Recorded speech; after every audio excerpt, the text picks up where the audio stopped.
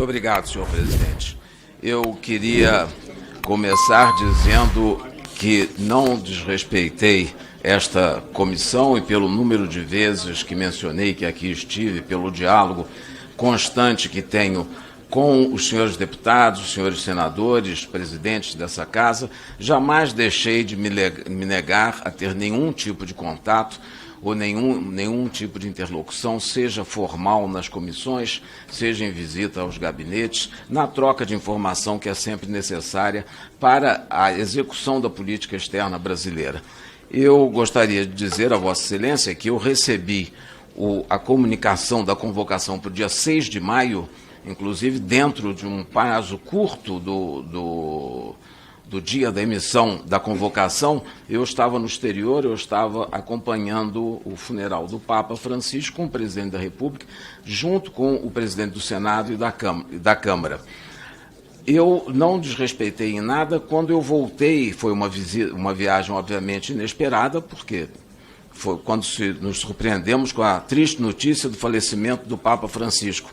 Mas, ao voltar, eu tive uma quantidade enorme e, no início, não sabia, não tínhamos ainda a certeza do horário da partida, e eu tive uma quantidade enorme, sim, de despachos de ocupações internas no Ministério no dia 6. Mas eu tive todo o dia ocupado, de manhã até o final do dia, com inúmeras reuniões e preparativos com a minha equipe, preparando a visita e o assessoramento do presidente na viagem que se realizou em seguida.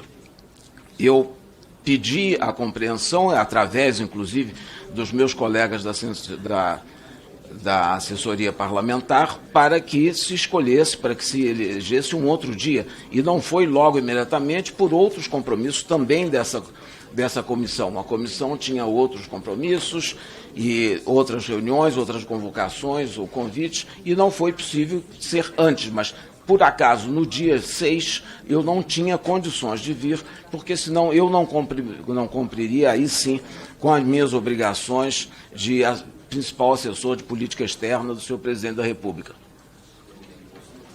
Eu queria explicar isso, inclusive mandei uma carta, que foi a segunda carta que mandei ao presidente Felipe Barros, nessa ocasião, explicando que estava pronto a vir em data posterior, e posso depois lhe mostrar a carta, mas eu acho que a declaração pública de que enviei também esta carta ao presidente da comissão é mais do que suficiente, mas tenho também o documento depois para lhe mostrar. Com relação específica ao asilo dado à senhora Nadine Heredia, eu queria dizer que não há contradição entre o asilo diplomático e o refúgio.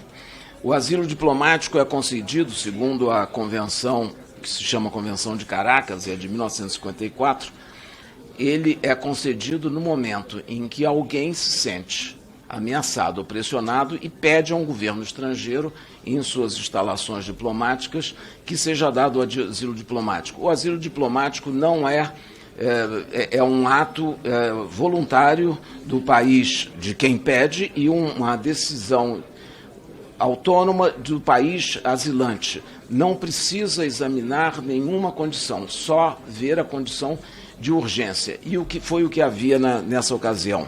A senhora Nadine Heredia saiu do Peru com a condição de asilada diplomática, condição essa que se extingue no momento em que chega ao território brasileiro.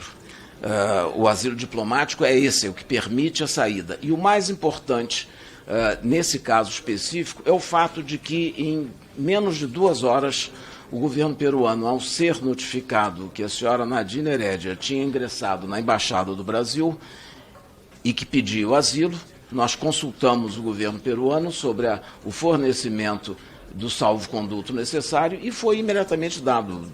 2 horas depois do primeiro contato telefônico, estavam os documentos prontos de salvo-conduto para ela e para o seu filho de 14 anos, que estavam na Embaixada do Brasil. E assim saíram. Há também, na Convenção de Caracas, a responsabilidade do Estado asilante no transporte da saída da pessoa do território do país para o território do país asilante. E isso foi feito, e volto a dizer, não repetir aqui para não cansá-los, mas posso, evidentemente, voltar a enumerar todos os antecedentes que ocorreram em casos anteriores que o Brasil concedeu asilo ou outros países da região. É importante dizer e lembrar que o asilo diplomático é um instituto que é comum e corrente, apoiado e em vigor em toda a América Latina. Sempre foi um instrumento importante de defesa de pessoas que se sentem, de alguma forma, perseguidas. E o asilo diplomático foi concedido. Agora, no momento que ela chegou ao Brasil, o funcionário da imigração que processou a sua chegada e entrada no território brasileiro, é preciso dizer que não há necessidade de visto para um cidadão portador de passaporte e de nacionalidade peruana, ela entrou no Brasil e, nesse momento, entrou com um pedido de refúgio. O pedido de refúgio, como Vossa Excelência sabe, é submetido, é um direito que a lei brasileira, a legislação de imigração de imigrantes, estabelece. Ao chegar, qualquer estrangeiro pode se declarar perseguido e com necessidade de permanecer no Brasil. Com isso, recebe o status de refugiado, recebe documentação e o caso é submetido depois ao Conselho Nacional de Refugiados, ou CONARE, que vai examinar e determinar se é devido ou não. Isso é um conselho interministerial com a participação de vários ministérios, que está sob a administração direta, vamos dizer, da responsabilidade direta do Ministério da Justiça e que determina sobre todos os refugiados, todas as pessoas que chegam e pedem o refúgio, pedem a proteção no Brasil. Há inúmeros casos e todos tratados e de acordo com a lei. A nossa legislação permite, portanto, não há nada de ilegal nisso. Ainda com relação na questão da senhora Nadine Heredia, há um processo em curso nos tribunais peruanos.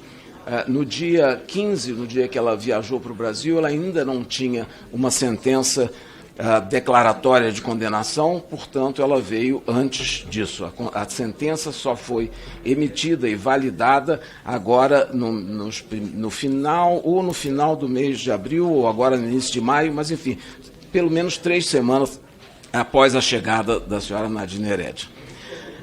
Com relação aos exilados venezuelanos na Embaixada da Argentina, eu queria informar a Vossa Excelência que, sem dúvida nenhuma, as circunstâncias foram difíceis, porque todo exílio, 413 dias, não é uma situação simples. Mas o Brasil não deixou em nenhum momento de atender e de procurar. O senhor, Vossa Excelência, disse ter tido contato com um dos integrantes, eram 4 na embaixada, como eu mencionei, um se entregou logo no início e outra saiu antes de que o Brasil tivesse a custódia da embaixada, saiu da embaixada por meios próprios, não sabemos como, e saiu da Venezuela.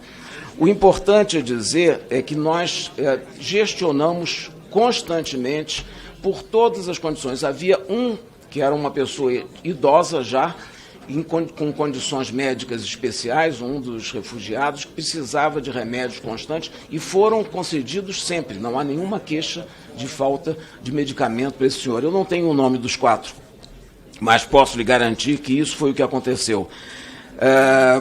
A questão de energia. Quase todas, ou grande parte das residências na Venezuela, em Caracas, tem gerador próprio, como é o caso da Embaixada do Brasil. Há constantes cortes e falta de energia. A energia, não foram 153 dias sem energia, foram 153 dias com um gerador elétrico. Inclusive, não, estava quebrado. Ele foi quebrado, foi reparado várias vezes. Não podia entrar mais o técnico, é o relato que nós recebemos. Eu tenho outros relatos e eu tenho informações que garantem que não entrou todos os dias, mas entrou sempre que foi necessário. E depois também nós gestionamos com o governo argentino, porque a responsabilidade do prédio da embaixada é argentina, eles que mantêm os custos da Embaixada da Argentina, os custos de empregados, de luz, de água, todos os custos é do governo argentino. Quando houve uma pane definitiva do gerador, nós gestionamos, pedimos, e o governo argentino imediatamente mandou pagar um novo gerador que foi instalado e funcionou. Essa é a informação que nós temos e que eu tenho. O senhor falou que estava sob minha custódia. Não, jamais esteve sob minha custódia. Esteve sob a custódia do Brasil. É o que determina o direito internacional. Independente de quem seja o presidente da República ou quem seja o ministro ou qualquer outra autoridade. É pela legislação, pela Convenção de Viena de Relações Diplomáticas, o país, é o governo brasileiro. Ministro. E queria finalmente ainda dizer que não temos por que parabenizar o governo americano por este caso. Nós parabenizamos o governo americano por qualquer ato, qualquer gestão, qualquer decisão que seja positiva. Mas nesse caso não, porque nem eles assumiram até hoje a autoria da operação de retirada, se é que houve. O governo venezuelano também não disse nada. Nós só sabemos que os 4 que estavam na residência se apresentaram nos Estados Unidos e foram ao Ministério das Relações Exteriores dos Estados Unidos, tiveram reuniões e encontros. Mas em nenhum momento nos foi dito, quer pelas autoridades venezuelanas, quer pelas americanas, o que aconteceu, como foram retirados. Ninguém assumiu essa responsabilidade. Eu não posso fazer, portanto, um agradecimento no vazio, sem saber quem foi. De qualquer forma, quem quer que tenha feito essa operação, eu acho que foi um ato de coragem, arriscado, mas eu felicito pelo resultado, porque terminou esse período de 413 dias, dos quais talvez 200, perto de 200, tenham estado sob a nossa responsabilidade. Deve-se lembrar que desde o início, quando eles entraram, a Argentina tinha relações diplomáticas com a Venezuela e pelo menos metade, eu não tenho aqui a data exata, mas foi em agosto do ano passado que nós assumimos a responsabilidade pela embaixada deles em Caracas. Obrigado, metade do tempo, pelo menos, foi de responsabilidade do governo argentino, que tinha também a obrigação de fornecer água, comida, remédios, eletricidade, tudo isso. Eu tenho certeza que eles devem ter fornecido. E imagino que esse senhor que estava retido deve ter informado a Vossa Excelência isso também. Obrigado, ministro. Não, eu queria esclarecer ao deputado Marcel que foram tantas as perguntas com relação, primeiro, ao secretário de Estado norte-americano. Eu conheço de longa data, eu fui embaixador do Brasil em Washington por 5 anos, de 2010 a 2015, quando ele era senador, e tive uma série de encontros com ele em seu gabinete, em outras ocasiões, tivemos muitos contatos por telefone para tratar de assuntos de interesse dos dois países. Então, logo foi anunciado o nome dele, eu escrevi uma carta, me colocando à disposição para tratar, para com ele me encontrar sempre que fosse necessário e tratarmos dos temas de interesse do Brasil. Relembrei o contato que tivemos no período em que eu fui embaixador do Brasil em Washington e me coloquei à disposição e mandei essa carta, que foi recebida pelo gabinete dele. Eu não tive, depois disso, contato com ele, porque ele não me respondeu a carta ou não me chamou, mas eu disse que estava à disposição e me coloquei à disposição. Mas nem isso não quer dizer que não haja diálogo entre o Brasil e os Estados Unidos. Muito pelo contrário, nós sempre mantivemos muitos contatos. Eu falei por telefone 2 vezes, pelo menos, com o representante comercial da Casa Branca, o STR, que tenho certeza que Vossa Excelência conhece a estrutura do governo e como funciona, que é uma espécie de ministro do exterior, ministro do comércio para o comércio exterior. Ele que trata das questões comerciais junto aos organismos internacionais, como a Organização Mundial do Comércio e outros. Com ele eu falei de forma muito amistosa e tivemos longas conversas no período logo seguinte ao anúncio das tarifas específicas e das tarifas genéricas para todos os países. Da mesma forma que o vice-presidente Geraldo Alckmin, na condição de ministro da Indústria e Comércio, falou também com o secretário de Comércio americano, que é o ministro do Comércio interior, vamos chamar assim. Eu tive amplo debate com o USTR, como eu mencionei. Depois estabelecemos um mecanismo de reuniões virtuais entre funcionários e estrutura dos dois ministérios, que discutiram amplamente. Eu voltei a ter um contato com ele na véspera dos anúncios finais, em que ele disse como nós estaríamos, em que faixa nós estaríamos. Também o vice-presidente teve um segundo contato com o secretário de Comércio. Isso é a prova de que nós temos relações e temos contatos. O vice-secretário de Estado o vice-ministro do Exterior, vamos dizer assim, para ficar bem claro, tem tido contatos com a nossa embaixadora em Washington, que tem amplo contato com todos os órgãos da organização dos Estados Unidos, e também com o secretário de Assuntos Econômicos e Comerciais do Ministério das Relações Exteriores, que é um experimentado embaixador, que foi embaixador no México, onde foi colega do vice-secretário de Estado e com quem mantém um diálogo fluido para tudo que se precisa. Isso para falar apenas de 2 casos específicos, mas há vários outros de ministérios que têm se comunicado, que têm mantido contatos com a administração americana, como não poderia deixar de ser, tendo em vista a importância das relações entre nossos 2 países. Obrigado, ministro. Se puder, presidente, claro. Só para dizer que eu tive contato telefônico, escrevi também 2 cartas, como mencionei, ao presidente da comissão. Tivemos o melhor contato telefônico quando eu chamei depois do dia 6 e que mandei